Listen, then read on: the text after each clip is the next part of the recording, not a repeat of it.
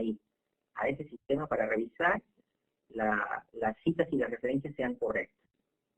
Bien, ahora bien, es, digamos, la estructura que tenía o que tendría el que es el capítulo 1. El capítulo 1, como ya dijimos, en torno de las medianas empresas societarias del Ecuador, y luego digamos, se divide en 1.1, 1.2 y podría haber 1.3. En este caso es 1.2. Y ese 1.1 a su vez se subdivide en 1.11, 1.12. Lo que ustedes pueden ver en cursiva, eso es, digamos, una breve orientación de lo que debo desarrollar en ese apartado. Por ejemplo, el 1.1 es estructura de la composición de empresas societarias en Ecuador. Y el 1.1.1 dice las empresas societarias en Ecuador.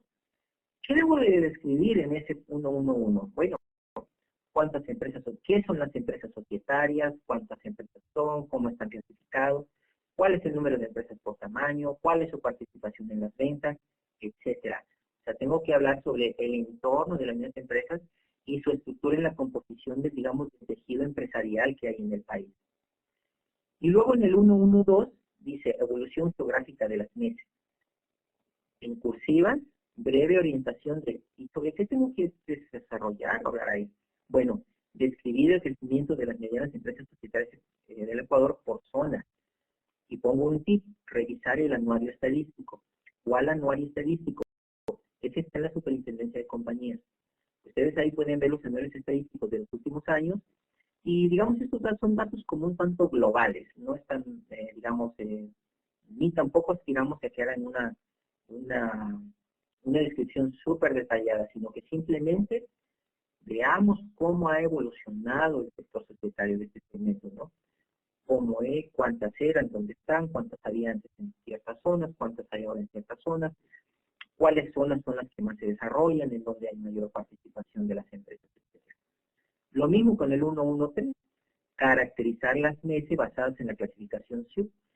¿Qué es el SIU? Es un código de identificación único que utiliza la Superintendencia de Compañías para clasificar las empresas. Por ejemplo, las empresas manufactureras que están en la clave C, y de la clave C hay 5 subclaves, 5 subgrupos.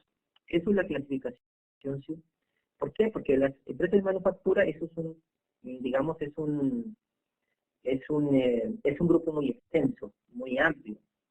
En él caben distintas o múltiples actividades de manufactura y por a lo que se dedican o lo que fabrican, se subclasifican.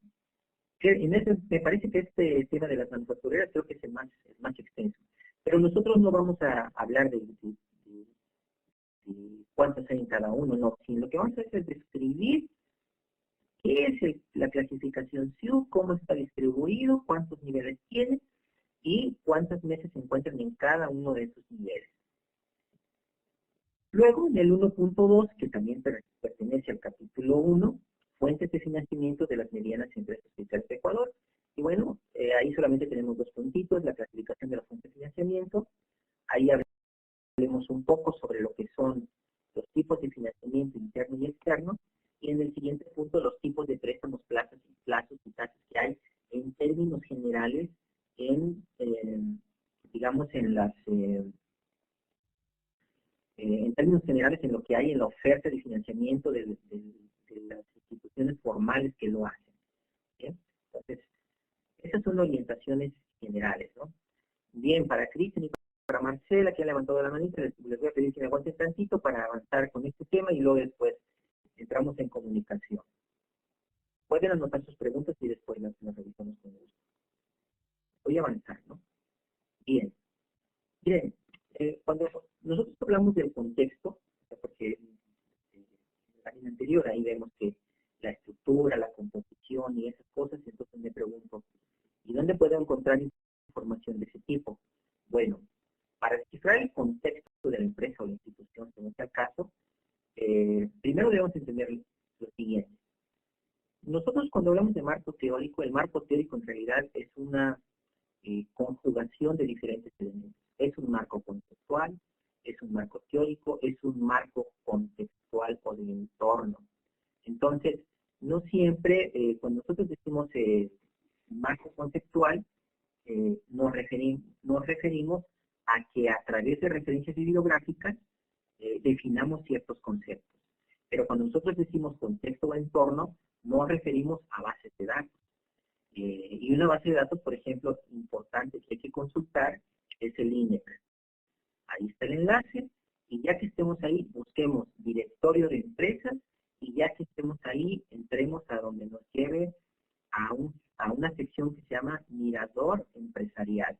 Exploremos un poco ahí, veamos unas gráficas que están por ahí, algunos datos que están ahí, y eso nos van a ayudar a dar respuesta a algunos de los puntos del capítulo 1. ¿Sí? Nos van a ayudar a dar respuesta porque me está dando datos, me está dando cómo está compuesto, cuántos son, en dónde existen, con cuánto participan, etcétera. Y otra fuente de datos importante, ya les había comentado, el anuario, es la Superintendencia de Compañías. Entramos a la página de la Superintendencia de Compañías, al portal de información. Después al sector societario, y de ahí nos vamos a buscar los anuarios estadísticos, etc. Para este caso, en este capítulo vamos a trabajar los anuarios estadísticos. Después, en otros apartados del trabajo, vamos a utilizar otros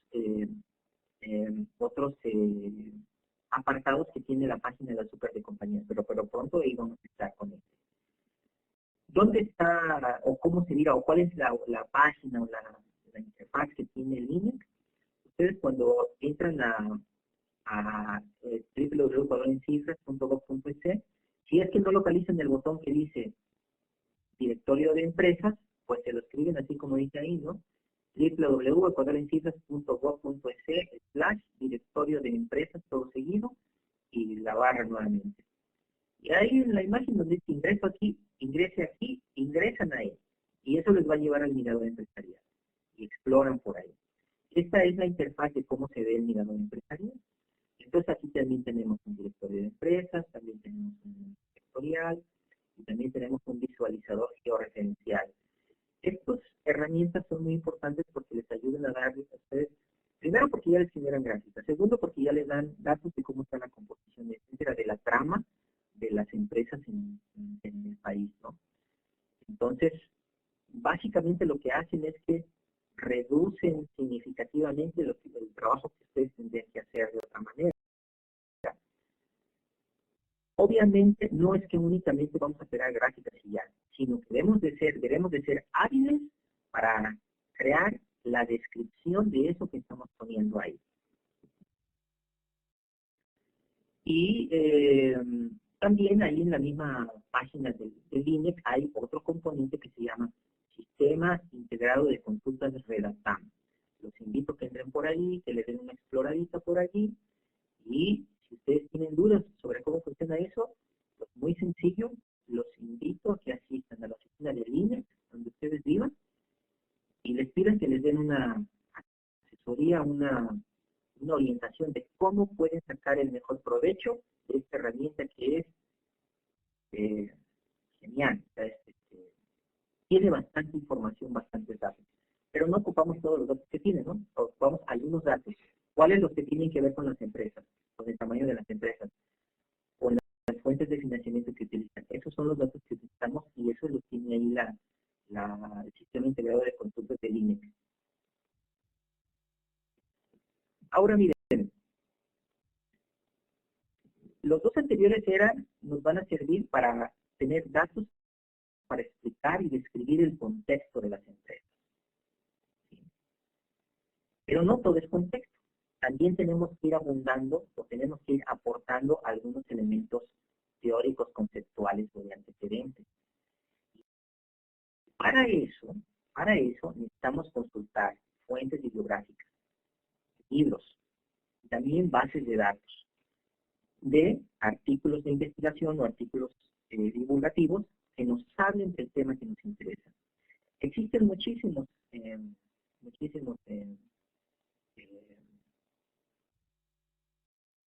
artículos, ¿no?, de investigación que hablan sobre el tema de las estructuras de capital, de las fuentes de financiamiento, etcétera, mucho. Es definitivamente importante, necesario y de sumo valor que ustedes lo primero que hagan, si es que no lo han hecho, y si ya lo hicieron un poco, pues lo amplíen, es que encuentren literatura relacionada con nuestro tema y la lean. La seleccionen, la clasifiquen, la subrayen, todo aquello que consideran que está relacionado con el tema. No quiere decir que todo lo que rayo y subrayo es que lo voy a pegar a mi trabajo de titulación. No es para eso. Una parte podrá ser. El objetivo es que digamos, apoderemos de los conceptos, que seamos capaces de entender los conceptos que están vertidos en este trabajo. Porque si ustedes son capaces de tenerlos en la mente, de tenerlos presentes, de poderlos expresar sin dificultad, ¿no? De saber de qué está hablando, ¿verdad? Les va a ser mucho más sencillo escribir los poquitos párrafos que tengan que escribir en su trabajo de titulación. Pero si ustedes no se documentan, no llenan su mente, no amplían su conocimiento sobre los conceptos, les aseguro que vamos a batallar bastante a la hora de realizar sus trabajos. Y su tutor, pues también, pues seguramente va a estar bastante atareado, revisándoles y regresándoles y devolviéndoles porque no lo hacemos adecuadamente, porque no tenemos coherencia en lo que decimos, porque no somos sólidos en los conceptos de los que queremos expresar, ¿no? Entonces yo les pongo aquí unos enlaces donde pueden ustedes buscar en ellos, son enlaces donde pueden buscar artículos, publicaciones, libros que hablen del tema que nos interesa. Para usar estos enlaces, pues uno usa palabras clave. En nuestro caso, las sugerencias son como palabras clave las que están ahí abajo: estructura de capital, las pymes en la economía, los indicadores financieros, rentabilidad, solvencia, financiamiento, y que esas palabras de alguna manera están asociadas a otros elementos de interés. Por ejemplo, si uno entra al primer enlace que les puse, el redalic.org, en la página se ve, pero en la parte superior aparece una ventanita donde ustedes escriban la palabra clave. Le dan buscar y les aparecen cantidad de artículos relacionados al tema, así como se ve aquí. Y luego se dan cuenta que, por ejemplo, que dice diseño de sistemas de costos, fundamentos teóricos.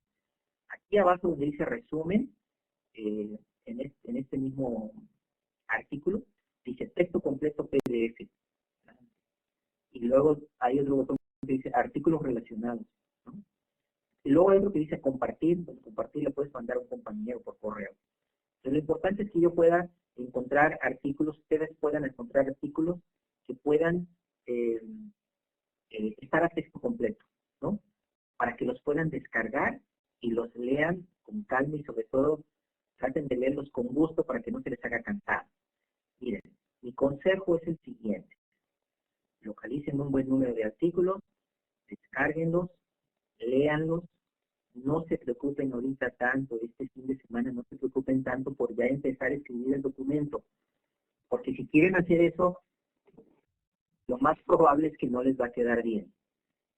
Mejor traten ahora de identificar literatura especializada del tema y gasten su fin de semana leyendo, marcando, subrayando, marcando lo que les llama la atención en relación a nuestro tema y vayan guardando esos artículos, vayan guardando esa literatura o esos libros. Empápense primero, o sea, como les digo, llenen su mente de los conceptos, de los enfoques que hay en los diferentes temas de investigación que ya están publicados, apropiense del tema y les aseguro que posteriormente les va a ser mucho más sencillo empezar a escribir. Si queremos hacer al revés, o sea, como que yo ya quiero escribir el punto 1, es que ya quiero escribirlo. Bueno, si tiene los insumos, que son la literatura, las bases de datos, y sobre todo también los conocimientos conceptuales para poder estructurar el punto 1.1.1, pues adelante, hágalo. Pero asegúrese de hacer, como le digo, una cosa que sea coherente, que sea congruente y que no vaya a sufrir después porque me devolvieron, ¿no?